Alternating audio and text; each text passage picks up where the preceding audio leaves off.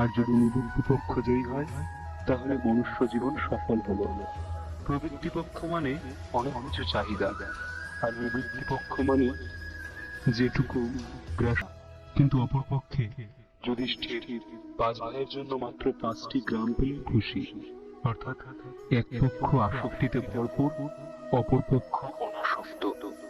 সর্ব বিষয়ে এইরকম অনাসক্ত না হতে পারলে সাধনায় জয়ী হওয়া যায় না। আমি অনাসক্ত এ কথা মুখে বললে তো আর অনাসক্ত হওয়া যায় না। তাহলে অনাসক্ত হব কি করে? তাহলে প্রথমে বুঝতে হবে আসক্তি আসে কোথা থেকে, তার উৎপত্তি স্থল কোথায়। প্রত্যেক জীব থেকে প্রাণ স্থির রূপে বর্তমান। সেই স্থির প্রাণ চঞ্চল হলে হয় মনের উৎপত্তি, যাকে বলা হয় জীবের চঞ্চল মন। এই চঞ্চল মনকেই জীব মন বলে জানে। সেই চঞ্চল মন থেকেই আসক্তির উৎপত্তি। তাহলে আসক্তি শূন্য হতে হলে বর্তমান চঞ্চল মনকে করতে হবে, অর্থাৎ মনের শূন্য করতে হবে। কি উপায়ে মনশূন্য করা যায়, অর্থাৎ মনের মনোনন্দ নাশ করা যায়, তার উপায় বা সাধন কৌশল গীতাতে এবং পাতঞ্জল যুগদর্শনে পরিষ্কারভাবে লেখা আছে। কিন্তু বর্তমানকালে সেই সাধন কৌশল দেখাবার মতো লোকের বড় অভাব।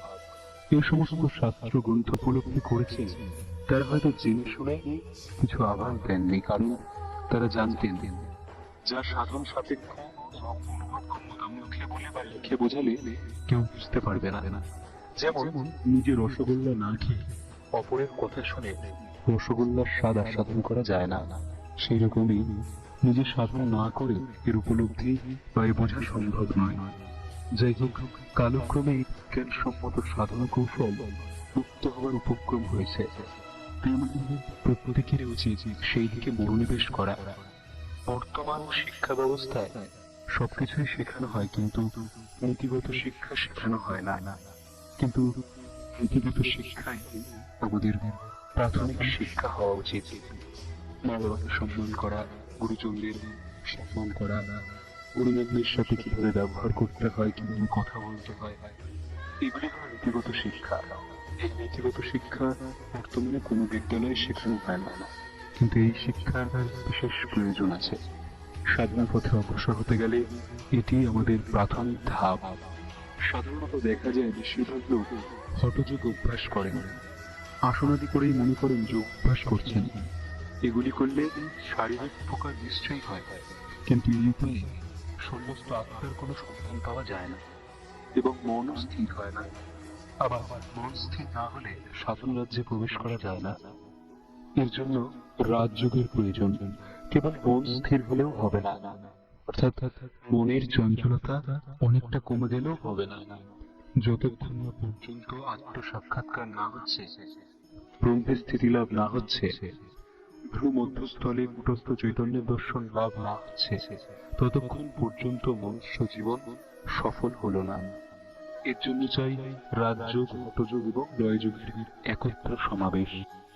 রাজযোগের দ্বারা মন স্থির হয়, লয়যোগের দ্বারা আত্মসাক্ষাৎকার হয়, এবং এইসব সাধন করার জন্য শরীরে যে ক্লান্তি উপস্থিত হয় তা দূর করবার জন্য হঠযোগের আবশ্যকতা আছে। একাসনে বহুক্ষণ বসে থাকায় শরীরে যে আড়ষ্টতা আসে, হঠযোগের দ্বারা তা দূর হয়। আর অনেক সাধন প্রণালী আমরা এই চ্যানেলে আলোচনা করব। আজকে এই পর্যন্তই। যদি আপনাদের এই চ্যানেলের ভিডিওগুলি ভালো লেগে থাকে তাহলে অবশ্যই আপনারা ভিডিওগুলিকে লাইক করবেন, শেয়ার করবেন এবং মন্তব্য নিচে কমেন্ট করে জানাবেন। এইরকম আরো ভিডিও দেখতে হলে অবশ্যই চ্যানেলটিকে সাবস্ক্রাইব করে রাখবেন। ওম শ্রী গুরু জয়, শ্রী গুরু জয়, শ্রী গুরু জয়।